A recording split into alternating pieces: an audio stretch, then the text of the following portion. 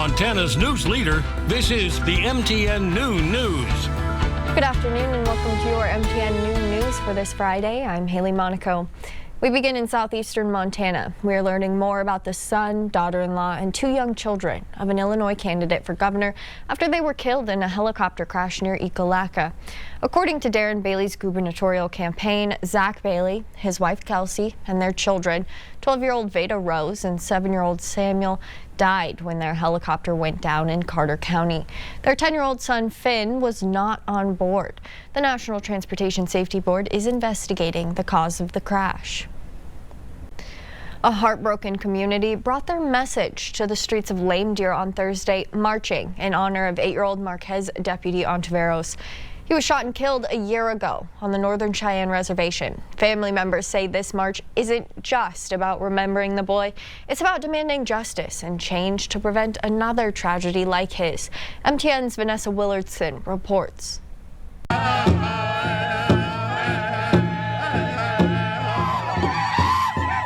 More than 50 people honored an 8-year-old boy Thursday morning with a march from one side of Lame Deer.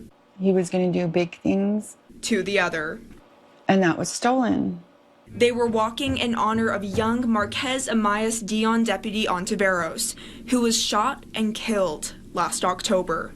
It's just this huge hole, a huge part of us missing. There will always be an empty seat. Now, a year later, Marquez's maternal grandmother, Michelle Shotgun, says the family is looking to the federal courts for a stronger form of justice. I feel abandoned by the federal government because they were there a lot for us in the beginning, from the very moment they were there. And then we haven't heard from them. Here at Northern Cheyenne Court, the shooter was sentenced to 4.5 years in prison. For this family, that sentence is not enough. That is not justice for him. You know, I don't know what that looks like, but 4.5 years is not it. The tribal court is limited on how long of a sentence they can give, and they did hand out the highest penalty.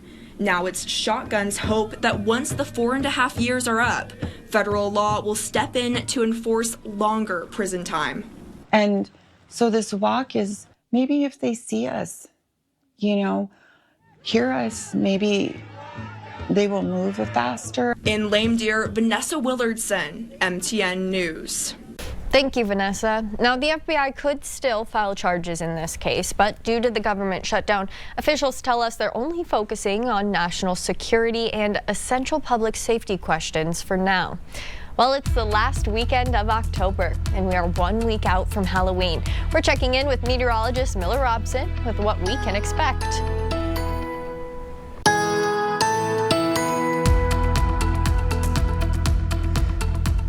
Well, happy Friday, everybody, and TGIF boom as we cruise into the final weekend of October, and it is turning out to be a beautiful day today. It's a great shot there for my friends up in Whitefish. How about Great Falls looking pretty good, and we got a brand new weather cam. This is in Lewistown. Good to see you guys. Hope you're having a wonderful day up there. Beautiful weather today. A lot of sunshine across the state, down in northern parts of Wyoming as well. We've got 40s, 50s, and 60s. Some areas like Great Falls, maybe around the High Line, could possibly crack the 70s today. We'll stay in the 50s and 60s tomorrow, and then we'll see some changes by the end of the weekend. Also, some wind coming, along with some rain and mountain snow. Just had a gust of 32 in Livingston. We'll tell you all about the changes we think are coming by the end of the weekend here in just a bit. Serving in an elected office or on a community board can be stressful. There's budget planning, personnel decisions, and policy-making matters. And chances are you can't please everyone all the time. But as MTN's Tim McGonigal found out, for one Electric City elected official, an email she received went so far over the line, she took the issue to authorities. I actually donate the dog biscuits out of my commission salary. Volunteering is a big part of Great Falls City Commissioner Shannon Wilson's life, including delivering from Meals on Wheels. In her commitment to community service as a nonprofit board member, she received a disturbing email. It stated that we were all terrorists and that we have all your addresses, it said. And are you afraid? You should be. And it's all in caps. And then he signed it, Charlie Kirk. Wilson reported the incident to the Great Falls Police Department, who determined the email was from overseas by way of a proxy server. When they start using proxy servers that come from other states, it makes that investigation very challenging and difficult. And particularly when it's an overseas, we can only take it so far, and then the investigation ends. Newton says Wilson did the right thing by contacting police, but the email threat did not rise to the level of a criminal offense. However, its contents were still enough to keep Wilson, a decorated veteran, on edge. I serve this country so that people can have their say, have the freedom to express their opinions and stuff. But also being in the military, I've suffered from PTSD. So that has me really hypersensitive right now with stuff like this. In a Facebook post, Wilson harkened back to her days in the 10th Mountain Division by requesting a flak jacket. She does have a concealed weapons permit, but would rather not carry a gun. In the meantime, she is taking precautions. I had a friend send me some pepper spray because I said, well, I carry bear spray. And he said, no, you don't use that. Use this pepper spray. I watch my back. So that's about all I can do. Wilson is not alone. At a recent Great Falls City Commission meeting, City Manager Greg Doyon said the issue was brought up at a community leader meeting in Billings after another city manager received a death threat. When you go over the line and go from, a little bit of frustration to outright threats, that's just not the way to go. Not everybody's going to agree with public officials. It's just the nature of, that's the great part about being in our country, is people have that right to civilly disagree. I would just ask that we continue to be civil in our disagreements and our discussions. There's too much anger right now, and everybody needs to chill, be happy, be positive, because you can get a lot more done being positive than negative. She's a really good helper. In Great Falls, Tim McGonigal, MTN News. Montana's education superintendent is warning schools that state funding could be at risk if they don't follow new state flag display laws. Now, the superintendent sent a letter to districts statewide this week warning that displaying flags not recognized by government entities violates state law. The reminder comes after the Missoula County School Board voted to allow pride flags and others in school buildings, a move allowed because the pride flag is an official city flag. In Billings, the teachers union says it will follow state guidelines. Like everyone, we expect teachers to obey the law. That's in everyone's best interest. If you don't like the law, then you have to elect people that make better laws. The superintendent warns state funding and accreditation depend on following state and federal law. Billings schools say they'll keep campuses safe, lawful, and supportive for all students. It's National Teen Driver Safety Week, and while getting a driver's license is an exciting milestone for teenagers, it's also a time of increased risk. Car crashes remain one of the leading causes of death for teens in the U.S.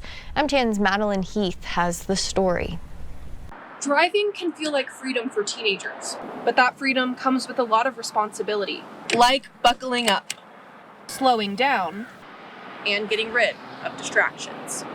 This week gives the parents opportunity to talk to their kids about safe driving habits, which will hopefully prevent them from those risky driving behaviors that result in crashes and ultimately save lives. Montana Highway Patrol is pointing out the risks as teen drivers are twice as likely to be involved in a fatal crash. The two leading ones I would say though are going to be distracted driving, using cell phones while driving, or just having friends in the vehicle that cause distractions.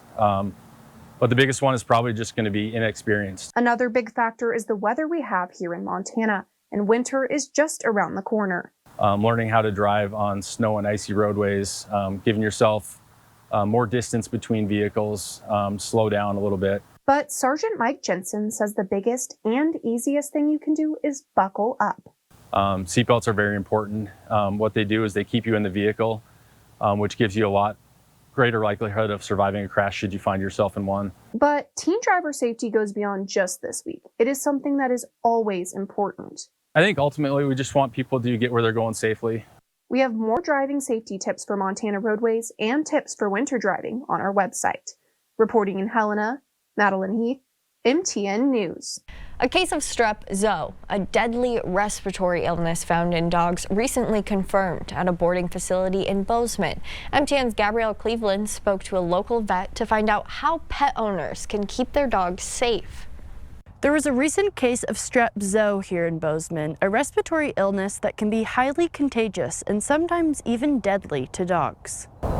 We hadn't heard of the strep throat that you just described that's kind of going around the dogs. A dog daycare center here in Bozeman had a confirmed case of strep zoo from a dog that was last at the facility on October 9th. The infection spread quickly and the dog passed away. Most dog owners I chatted with at a local dog park didn't know what strep zoo was, so I went to 360 Pet Medical and spoke with Dr. Jessica Matlock. So strep zoo, it causes severe respiratory disease in some dogs. It doesn't cause severe respiratory disease in all dogs. So some dogs will mount a toxic shock type syndrome. They get a very rapid onset pneumonia and they can die within 48 hours. Dr. Matlock told me the dogs that are most at risk for strep zoo. A lot of our older kiddos, like our diabetics, ones that have Cushing's disease, Addison's disease, things like that. Our puppies are more at risk. According to Dr. Matlock, runny nose and other cold-like symptoms are common in dogs at this time of the year. But what are the strep zoo symptoms pet owners can look out for? Nasal discharge turns from white to yellow to a little bit of brown. That's an indication that we have blood. That is an emergency. That would need to be seen by your veterinarian or go to Bridger to the ER. I asked Dr. Matlock if dogs can spread the disease at the dog park.